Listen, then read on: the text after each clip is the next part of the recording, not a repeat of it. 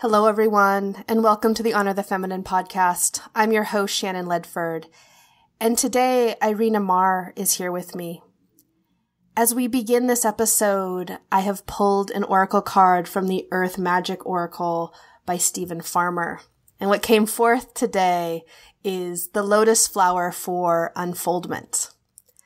And lotus is one of my favorites because the roots are really rooted in the mud and the muck and all of the things.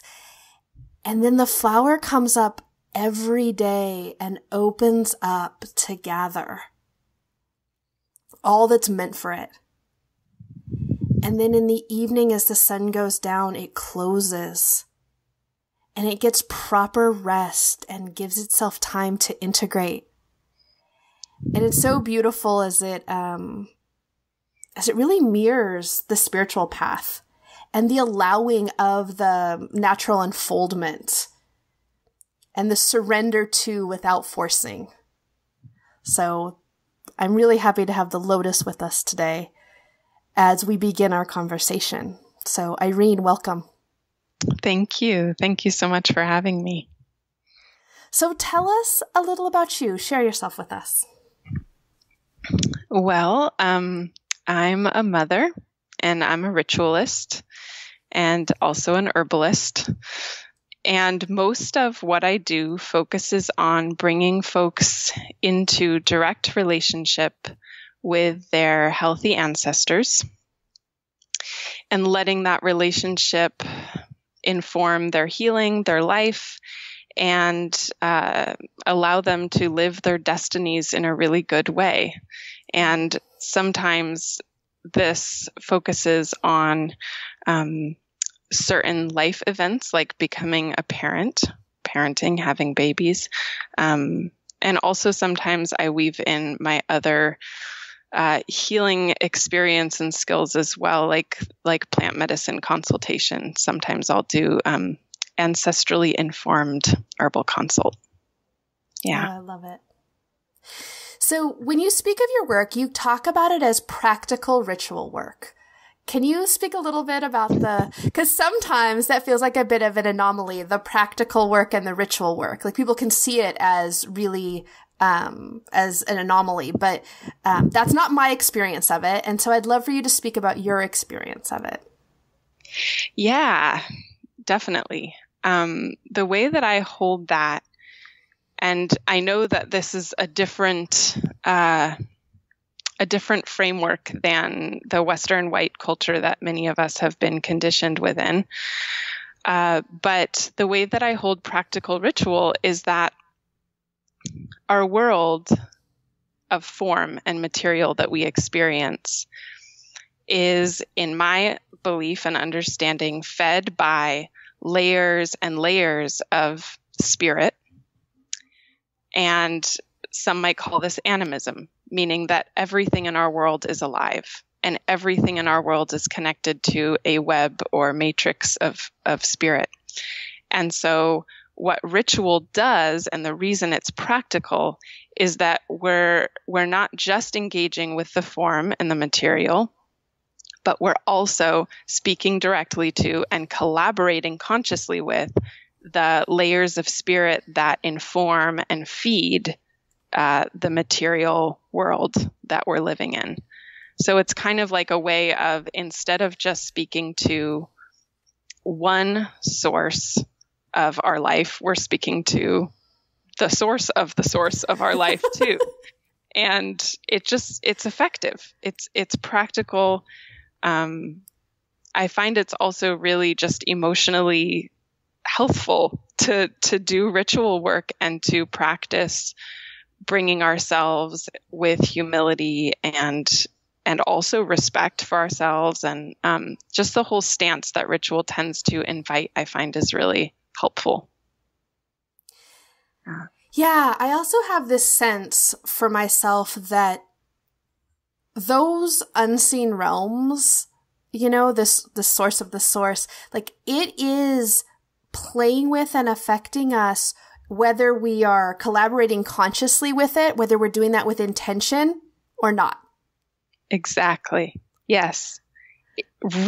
Completely.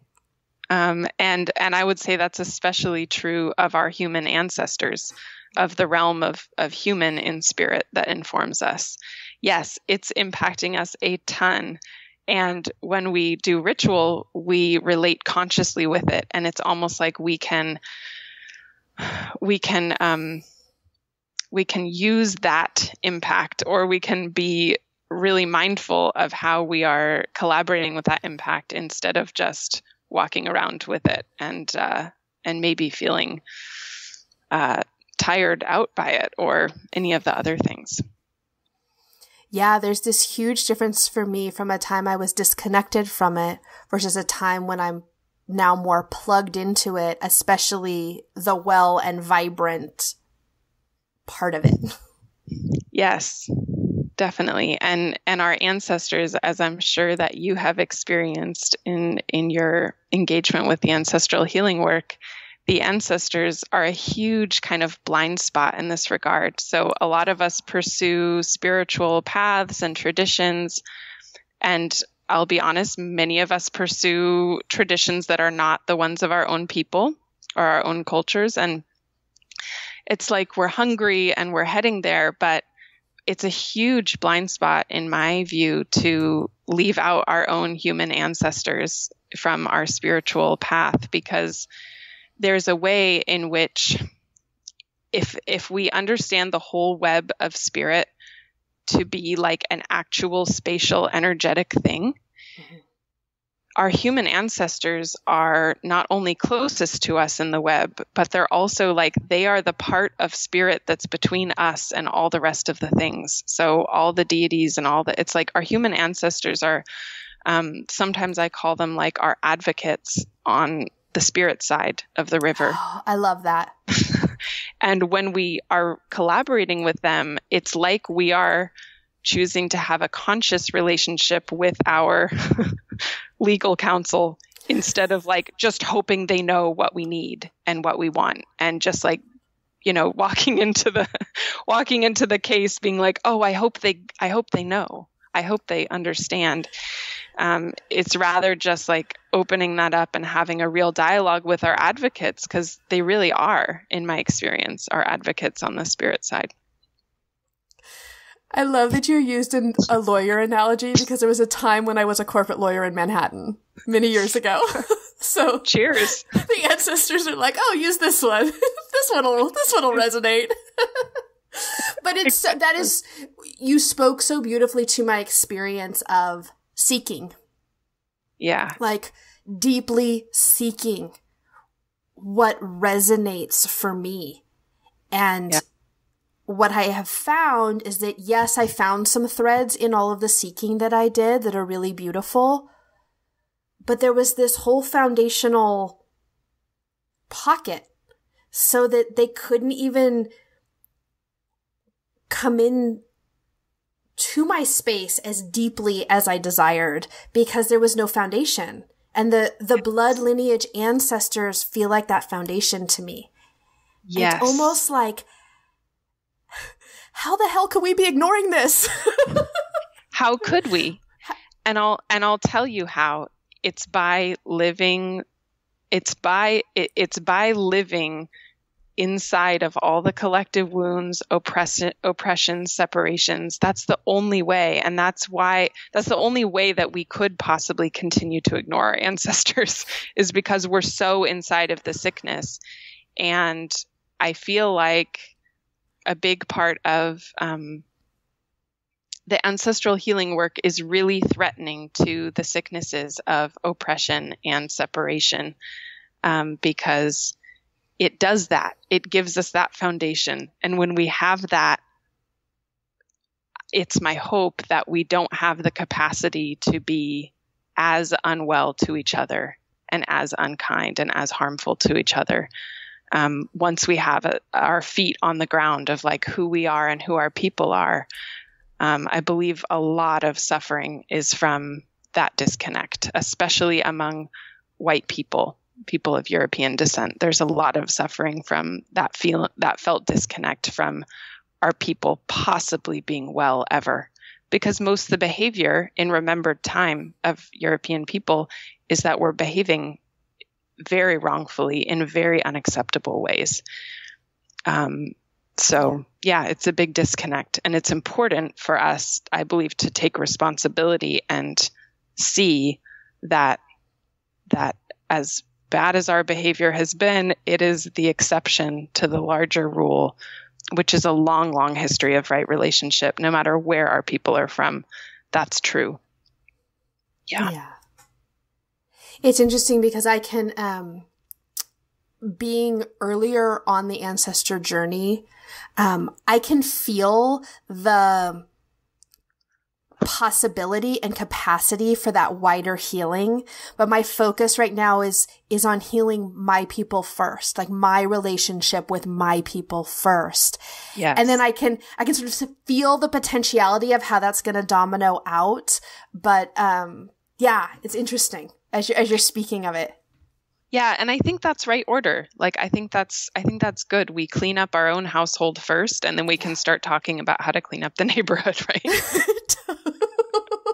That's good. That's good. Can we talk a little bit about your work with the ancestors around children and babies? And there was a line on your website that really stuck out to me, and it like resonated so heavily with me around yearning to give our children blessings beyond our own power. Because if there's a reason that I stepped into ancestor work, it was an opening that was created by the birth of my daughter almost 5 years ago, and the catalyst for me to really pursue this. Yeah, sure. Yes. Being a parent is a really big deal within our lineages. Like, to become a parent is almost like we get a deeper version of all of our lineage blessings and burdens, right? Because we're shaking up, we're stirring up the system a bit when we become parents. But also, one reason why I focus on that realm of application for the work, that is parenting with the support of our ancestors and with the ancestral repair in mind, is because it's my view that our children actually they're not separate from our ancestors. Mm-hmm. That when someone comes here, the way that I understand it is like there's the intact old parts of our lineage system, right? Of the whole ecosystem. There's really well intact parts. And I believe that for a soul to come here and incarnate, most of the time, they're coming from that well intact part, no matter how far back it is.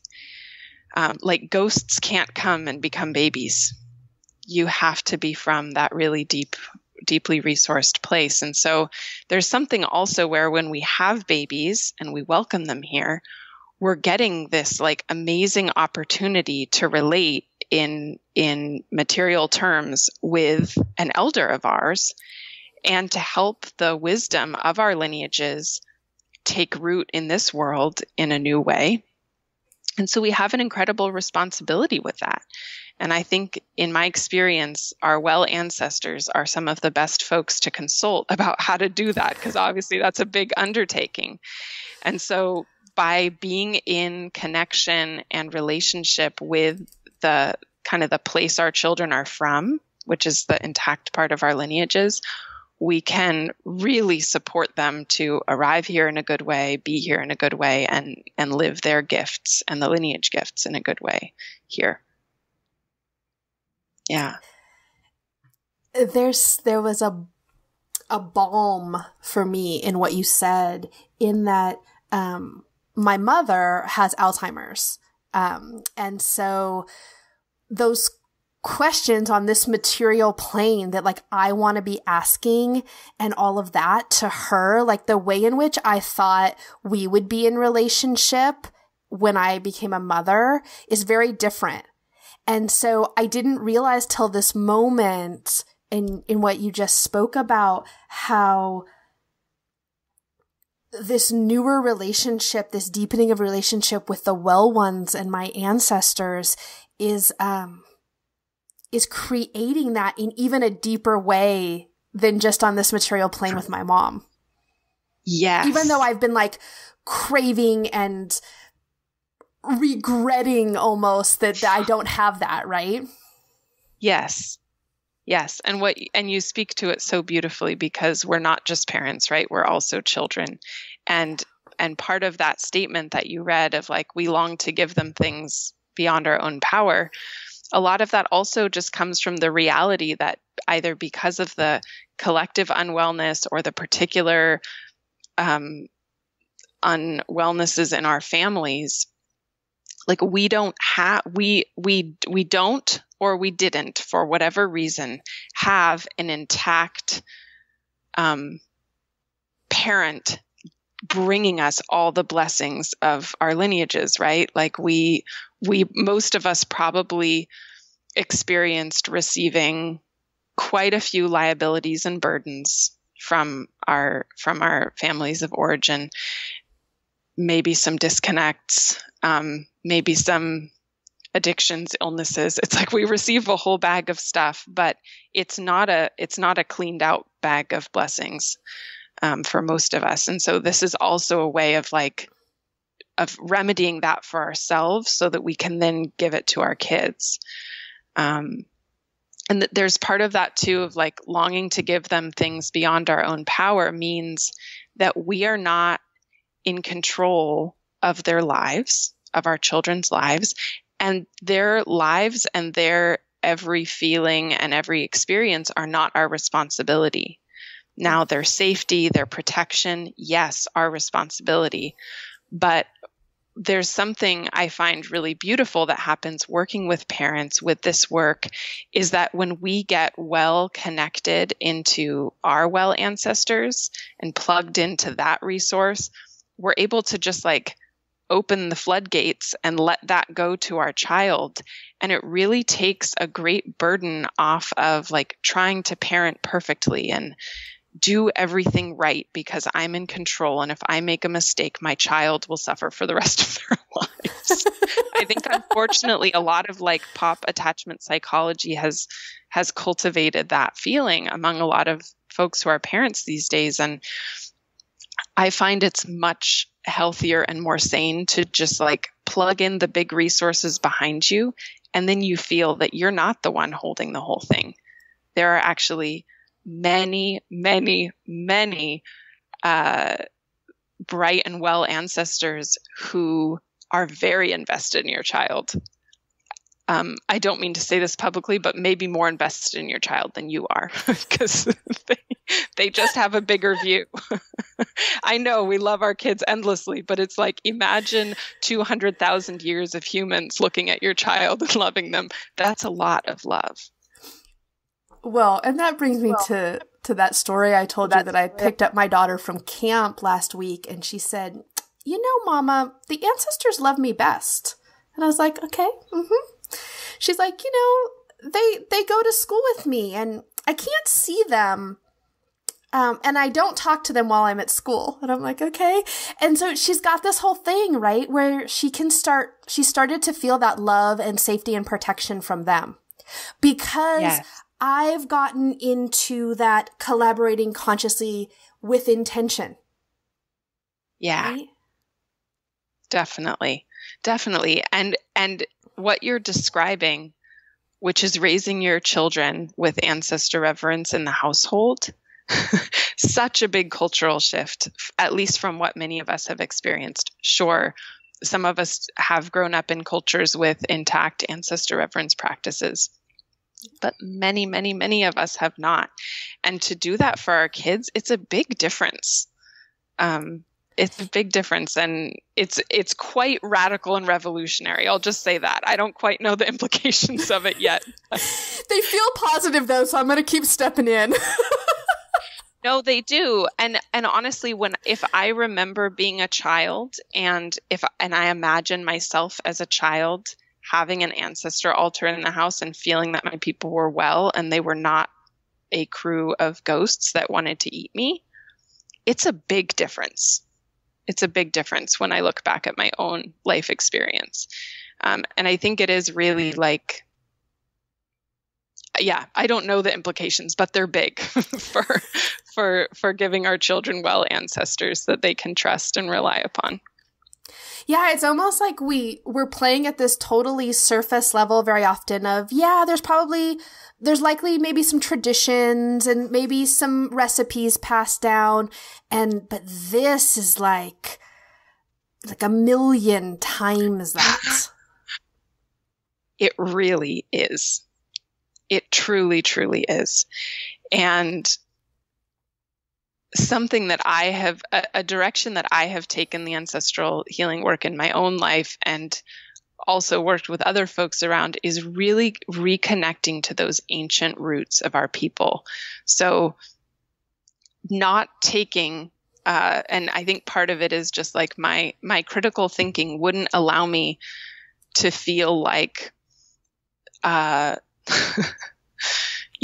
medieval peasants or people forced into Christianity in tribal Europe, or even Vikings. I'm like, Viking culture. Yeah, I don't think that's old enough for me. Still a little too patriarchal, still a little too split apart, right? And so something in my own path that's been really empowering is reaching back far, far, far. We're talking like Ice Age, end of Ice Age, into the Neolithic time, and really trying to get a felt sense of like, who are these many, many humans back there who are my people, and matching the spirit visioning work of the lineage repair with actually looking at archaeological sites from places where, say, the bones at the site have been tested and they have the same mitochondrial DNA as my mitochondrial DNA, and really doing some of that patchwork to like, what animals were they living with, trying to put that back together, because it's a huge loss to feel, and I don't think it's a good place to stop the inquiry, to be like, maybe my people have never quite been that well all the way. Maybe we've always been kind of hurting other people and taking things over and colonizing. It's like, no, that's not, don't stop there, please. Yes, it's been happening for a while, but let's go back as far as we need to go. Just like with the lineage repair work itself, it's like, we're not going to give up and talk to someone who's slimy. We're going to go as far back as we need to go to find the wholeness and the wellness that you can rest your entire being into with no reservations. Yeah. Yeah. And I will dare to say everyone can find well parts in their lineages, well, vibrant parts, and that lineages from that place then can be healed. Yes. Just as a statements, period. Like, it's there. Yes. It's there because we survived. Honestly, we wouldn't have been able to survive outside of right relationship for most of the time. It's only recently that we can do that, that we can survive and not be in right relationship. Yeah. So if things in this lifetime on this plane feel really chaotic and crazy and hard and all those things, like, you do have well ancestors, and things can be healed with starting a relationship with them. Yes. Yes. And one way that I describe it when I'm working with folks is that this intact part of the lineage we're talking about, it's not because everything was sunshine and roses at that point in human experience.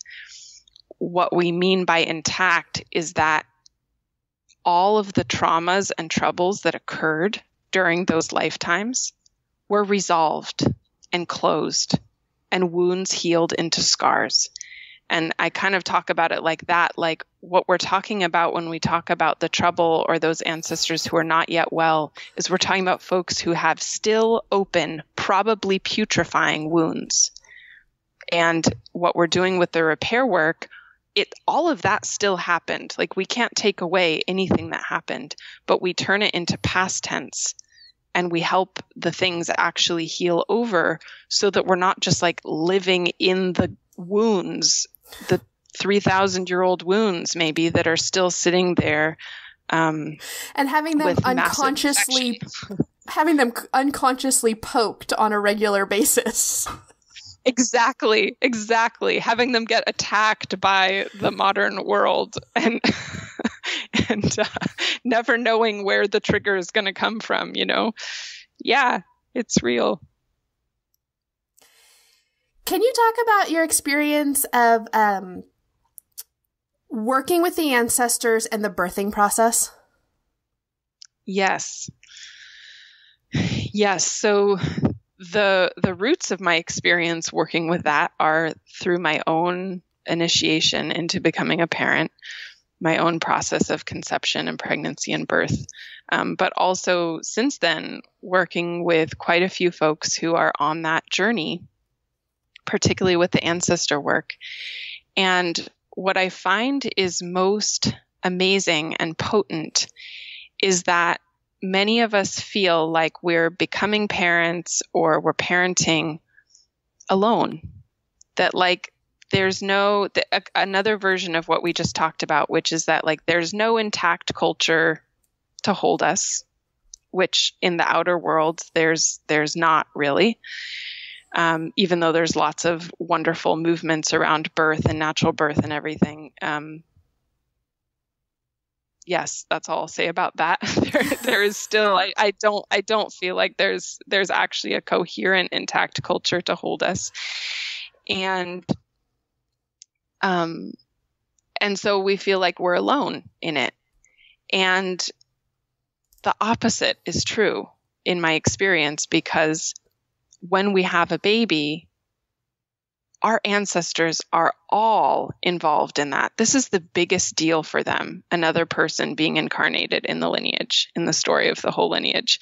And so all of the patterns, both healthy and not healthy, can arise and be brought up by the process of becoming a parent. And so I find that working with the ancestors, relating with the ancestors, and relying on them for support and counsel and wisdom during the process around birth, conception, parenting, it's huge. It's a completely different, it's not only like a game changer, it's like a completely different game to be navigating all of those difficult things with your ancestors behind you, having them on the phone to consult. Like, there's so many choices we need to make nowadays about our health and our birth. And there's so many things that make, that I think that traumatic birth and difficult experiences during birth and pregnancy are really widespread. Like, it's a rough time to be a human giving birth to other humans, relatively. And to have our ancestors on the phone and be able to ask them and be able to feel dropped in around the choices that we need to make, I think is really, really incredible. Especially since in my work with the ancestors, working with many people with their ancestors, ancestors don't say like, I think maybe you should just suffer more because you deserve that. Like, ancestors don't, they're not like, oh, you know what?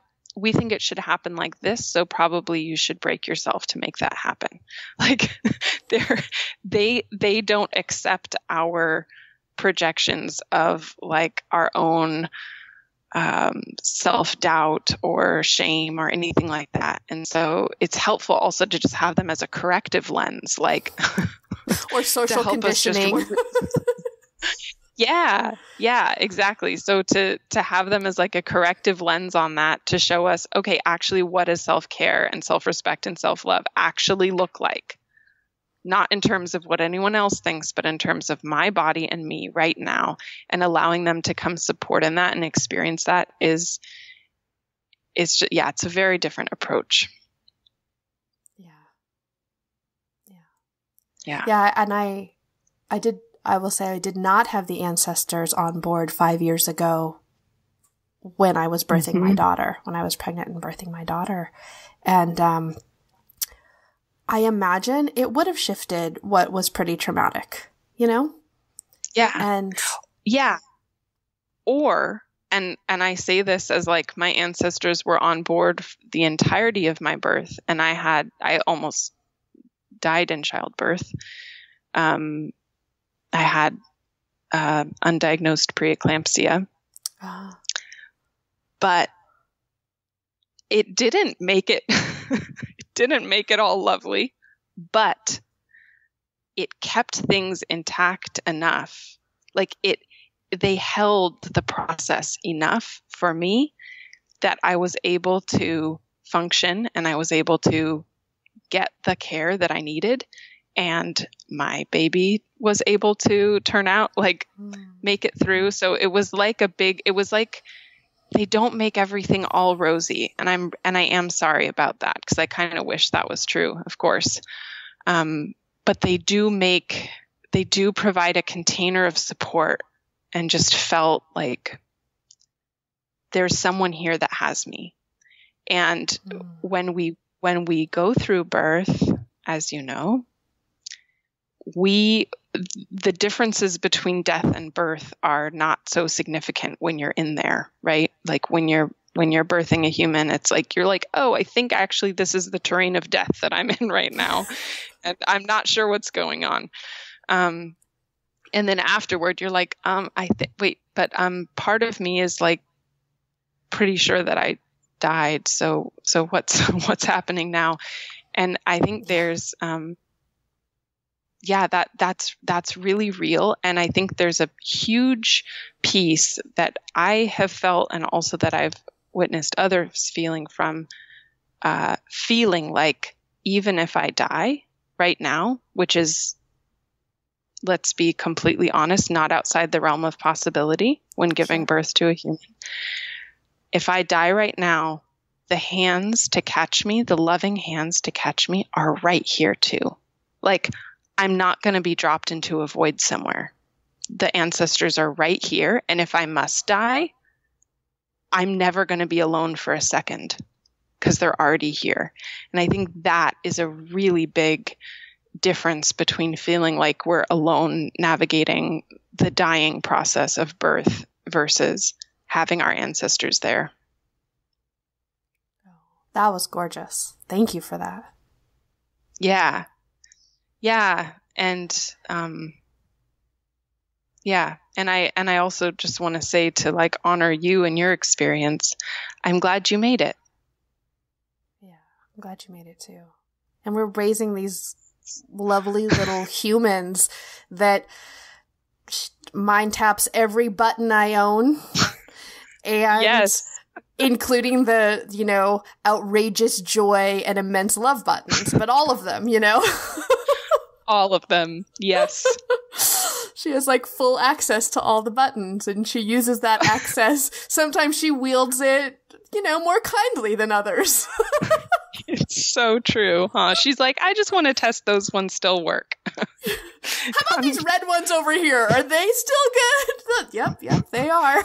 Still good, still work. I know, it's true. Mm-hmm. It's true. And through that, we can experience a little bit of what I think our ancestors, the way they relate to us, where they're like, she's doing that again. Well, yeah, where they bring down the message like the 6th time and are like, how about this one? Remember this one? You're like, oh, right. I know. It's like the mother being like, oh, no, we don't put the fork into into our hand or whatever. Yes, it's exactly, we get a glimpse of how the ancestors feel when we become parents and need to embody that patience and love. They're like, Shannon, we don't work in the scarcity ideas that you think. Like, I know. They're like, infinite doesn't work like that. It's true. I know. They're like, oh, she's caught in that eddy again. All right. Like, you can imagine your kid having a tantrum and you're like, oh, yeah, you're having a big feeling about that. All right. About I'm just going to sit here. Purple cup instead of the red cup. Right. And to the ancestors, some of our choices might look like that. They're like, really, the purple cup instead of the red cup? And I think they can teach us about parenting in the way that they're like, okay, we love you and we're going to be right here, but we're not jumping in that drama with you. And it's pretty amazing to, as a parent, especially in a moment when it's like your kid is testing you, or like your kid's having a challenging experience, something that's challenging for you, and you're standing there like, all my buttons are being pushed. And then you feel the ancestors standing there looking at you. And it's just like a chain of more and more mature, hopefully, responses to the seed of difficulty that's inside of your child. Oh my God, so good. On that note, are you ready for the random questions? I am totally ready. So I read that you love public libraries, and so I do too. So can you share one of your favorite library memories with me? Oh, wow. Well, I will say that as a child, my dream, this will tell you something, was to, what I would think about to put myself to sleep was that there was a storm and I would get locked in the library. And it would be an exciting adventure, and I would always be like, well, how am I going to have food? But no, I love libraries. That I'm going to hold that as my favorite library memory of that dream as a child of being stuck there. That says it all. It's perfect. Yeah. And the second question is, do you have a spirit animal that's with you all the time, or one that's really present right now? Either way. Yeah. This feels intimate to say, but I do, the way I hold it is that each of us has part of our soul that's not human, that's a creature. And mine is a deer or reindeer or deer. And so I don't always see them because they're part of me, but they are around all the time. Yeah. Gorgeous. Yeah. I love it. So tell us, how do we reach out and connect with you? You can go to my website, which is my name, www.ireneammar.com, 2 M's in Ammar, or you can find me on Facebook. You can also find me on Teachable. I'm just this fall opening up a 4-part series of doing the ancestral healing work alongside parenthood initiation. So that online.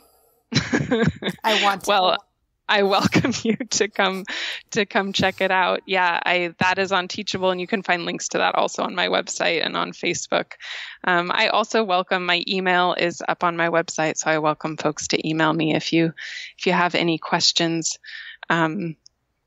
But I'm happy to be doing this work, and I'm happy to share. I also do some teaching of the ancestral healing work around here locally in Northern California and also online. So perfect. Find me in those places. We will put all of that information on the show notes for this episode over at honorthefeminine.com. So we'll do links that are really easy to get to. Perfect. Irene, thank you for today. Thank you, Shannon. I really appreciate our conversation.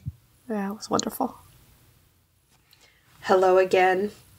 It was such a pleasure to sit down with Irene and talk about the ancestors and parenting, being ancestrally resourced, and really about how our children are a deeper version of the blessings and burdens of our lineage.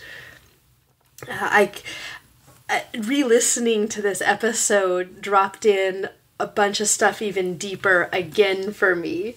So I really appreciate Irene joining us.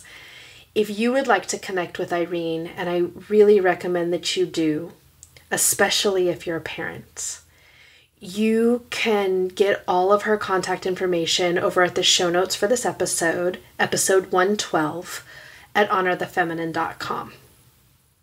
This episode is also part of our Ancestral Healing mini-series, so episodes 108 through 113. Each of the guests on those episodes is trained in the ancestral lineage repair work with Daniel 4. And so if getting in touch with your blood lineages is something that is of interest to you, reach out to Irene, reach out to me, reach out to one of the other practitioners that resonates with you, right? On the podcast, we always talk about having that invitation that if something resonates, move in the direction and investigate it a little bit more, right? If you get that inkling. All right. Blessings to you and your people.